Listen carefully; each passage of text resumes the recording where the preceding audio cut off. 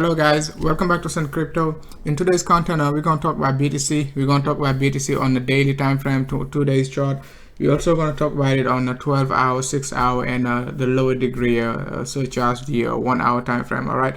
So the bulls basically slightly losing control, not heavily yet. As you can see, in front of you, we basically are closing below the 200 EMA over the last 3-4 days. So that's not a good sign in terms of like a bullishness. So if you're bullish and we below the 201 EMA, it is something like you just have to consider, at least for the short term, right? So before we get it started, make sure to hit the likes, make sure to subscribe to the channel, and join our public Telegram group. We got like 800 traders in the group, so if you want to join the public Telegram group, make sure to click the link in the description. All right, so at the same time, let me know what you think down below the comment section. If you think like BTC is basically doomed and we're never gonna see 10K again, let me know in the comment section. All right, so now let's dive into the analysis.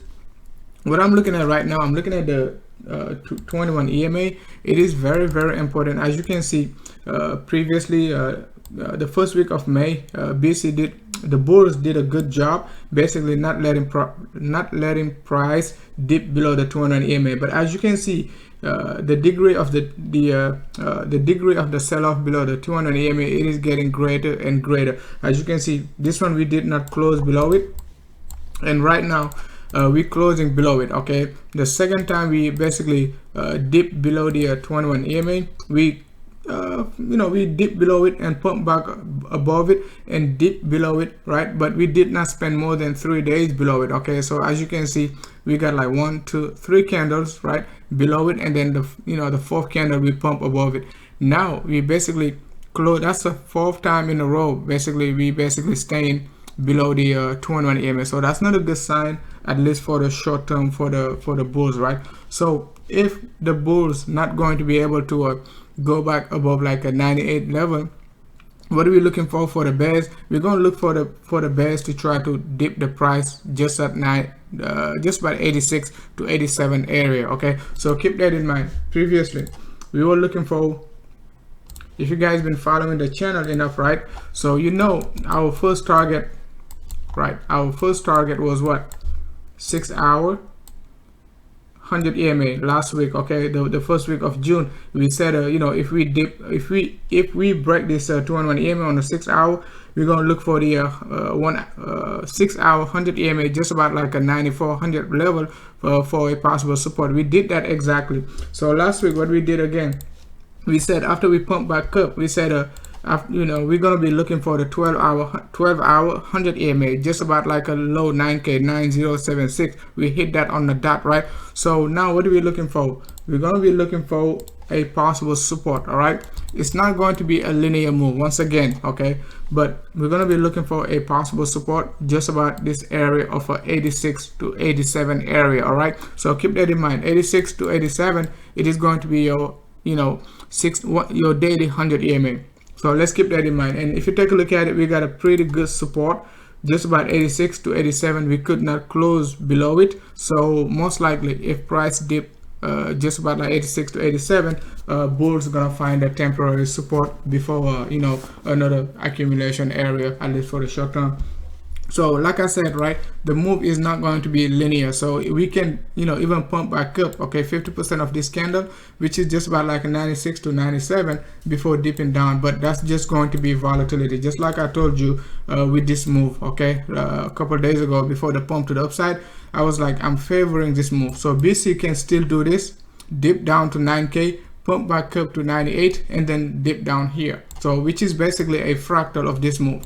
So let me just show you on the lower degree. So on the lower degree, last week we said exactly be mindful, because this move could be basically an ABC correction, and we dipping down right now. We can still make another ABC correction before dipping down to the low 80 low 8K area, right, at least for the short term. So now let's take a look at the 2-day chart. I've been talking about the 2-day chart over the last 2 weeks, and I said it clearly. One of the reasons why I'm bearish on BTC, because the 2-day chart, right, on our MACD, we already got a bearish crossover, and I do not want to be selfish and basically being bullish when my 2-day chart is already bearish. Okay, so 2-day chart, It is very, very important. 2-day and 3-day chart, they're very, very important, right? So as you can see, low volatility, we mentioned it last time. We got a low volatility. What are we looking for? After a long period of low volatility, we're gonna get, you know, acceleration in price action. Okay, and 9 out of 10, okay, I would say 8 out of 10, right? The directional move is most likely going to be follow the crossover. If the crossover was bullish, we would be saying like, you know, BTC going to be pumping. But if the crossover you know, if the crossover is bearish, we just have to say, you know, the directional move has to follow the crossover. So we basically spotted it. Even though we pumped back up to 10k, we still did not basically panic. We just added some more shorts, right? And then basically anticipated the low 8k area, low 9k area. So if you take a look at the 2-day chart right now, just to summarize the 2-day chart in terms of like a MACD, it is bearish, no sign of reversal. All right, so now let's take a look at our, you know, basically RSI. We did say this move, we said it a long time ago, right? We said we got a nice impulse move to the downside.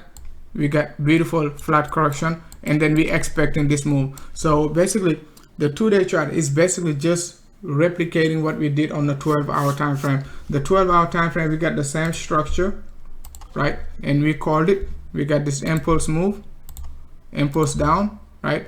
Price action and RSI both give us a nice you know, flat correction. We got this move to the downside. So now let's see if, you know, the 12-hour time frame, like I told you a couple of weeks ago, with this move to the downside, when BTC was right there, okay, we said we're gonna need a double bottom pump above this line to be bullish. So now we're gonna need this double bottom at least, right? At least, okay, and then basically try to reverse to the upside. So this double bottom could create like a BTC to retest like a, you know, high 8k, low 9k area before it turns bullish again. So at the same time, we could create a basically another descending channel just about this area of you know, 10k to basically a 9k area. All right, so keep an eye on your basically 12-hour time frame. If the bull is going to be finding temporary support, it is definitely going to be low 9k for a possible, you know, reversal back to a 97, 98 before dipping down. All right,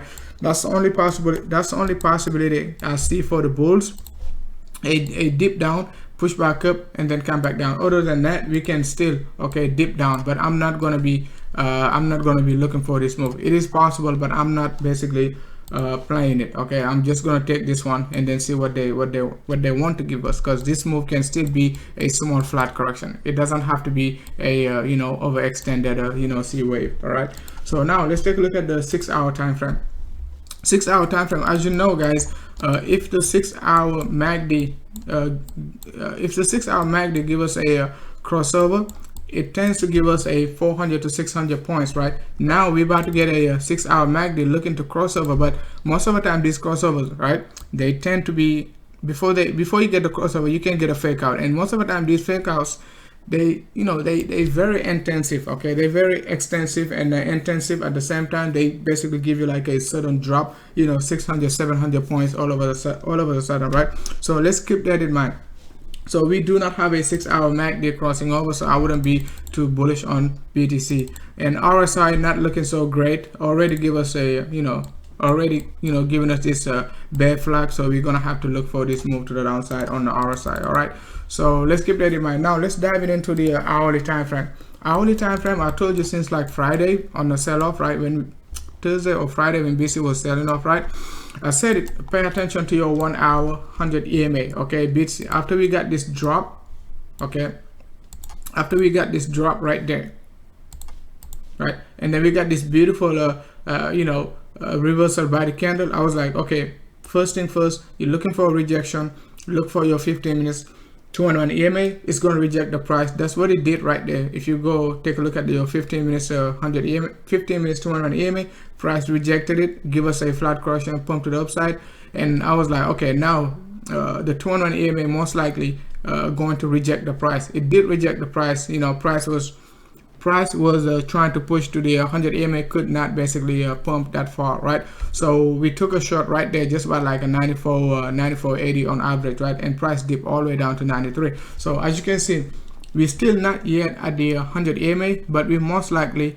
going to get rejected, at least for the short term. So let's keep that in mind. If we get rejected by the 100 EMA, we're most likely going to do this. All right, and first thing first, I already showed you also your MACD. Last time we got this crossover, I was like, we're not going to get, don't wait for this, because MACD is still going to do this. MACD has a very slow response compared to RSI, so you don't want to wait for a bearish crossover. All right, so since you already got the bullish crossover, I wouldn't be too bullish, right? Even if you that bullish, you have to basically put a stop loss somewhere very safe, because even though you got a bullish crossover, price can dip down, all right, just about like a 9K area, but MACD is not going to dip down because MACD is very, very slow. It is a moving average, so it's not going to give you a slow response. All right, so this could create price to dip lower if MACD has to make a new low on the basically on your MACD has to make a lower, you know, break this previous low. Most likely our side going to be breaking 9K. So let's keep that in mind. If you're looking for a bullish setup, best thing to do is wait for this 0.786 right there, 0.786 to 0.618 level. That's the best thing to do, right? At least for the short term. You could look for this move, right? And this move could give you your ABC correction I've been talking about over the last 5 minutes, right? So just like that's a possibility, okay? But it doesn't mean, okay, I'm not saying we will make it, but it is a setup you could anticipate, because the move can also be like this.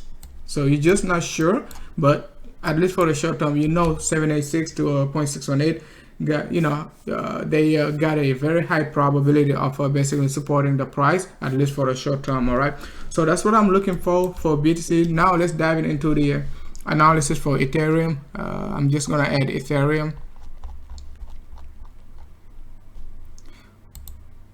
So Ethereum, similarly to us, it is basically making the same exact move as BTC, already getting rejected by the 100 EMA. So that's a good sign, at least for the short term. So now let's see if Ethereum going to be able to get this, get the price to pump above the 100 EMA, which I think it is not going to be easy. So let's see if we're not going to get this bullish crossover. We're going to be looking for another retest of the low 230 to just about like a 228 level. So I would keep an eye on Ethereum. If the price decides to push to the upside, we got a 0.618 to 0.786 for a possible rejection. So we got 0.618, it is just about like a 240, 0.786 going to be 244 area. So in terms of wave analysis, it is pretty, you could look at it as your triangle right there, right? And then you got your B wave, right? You got your A, B, and C. Like I said it multiple times, your triangle, most of the time whenever you see a triangle, right, look at it as a corrective move. All right, so most of the time it is on in your it is either your wave number 4 or your B wave. All right, so either you look at it as your B wave, or you could look at it as 1, 2, 3, and then you got this. Either you could say like this one is wave number 4, and you're gonna be looking for your wave number 5. So in terms of Elliott wave and in terms of like Fibonacci, both setups are pretty correct, but I would basically not try to try to long Ethereum up to this level. I would at least wait for it to you know, get to that level for some possible rejection, at least for the short term. Because like I said, this setup is also pretty valid. You got two setups, right? So you just have to favor the most probable one. This is also an ABC correction, and you could be looking for a down another move to the downside, just like this. Okay, so let's keep that in mind. But at least for the short term, I'm looking for another move to the downside. If we get this pump to the upside, it is going to be definitely a short opportunity for most bears. As you can see, Ethereum is not looking that strong, no volume at all. The only volume we got was like, you know, the sell-off volume right there. Price pumped to the upside, came back, retested 80% of it, and now it is just about like a 50% pullback. So let's see how Ethereum going to be behaving within the next few hours, at least for the short term. All right, so beautiful setup for Ethereum. You got support right there, and you got, you know, basically resistance. It is a sort of descending triangle. Like I said, if it pump to the upside just like that, it's going to be even more bearish, because you could be looking for a 1-to-1 extension to the downside. it could take us all the way down to just about like a 200 to like a 198 level. So keep an eye on Ethereum within the next few hours, few days, for some volatility. All right guys, thanks a lot for watching. So don't forget to hit the likes, make sure to subscribe and join our public Telegram group. We got like 800 traders in the group, so if you want to share your ideas, make sure to basically click on the click in the link in the description. Right, thanks a lot for watching.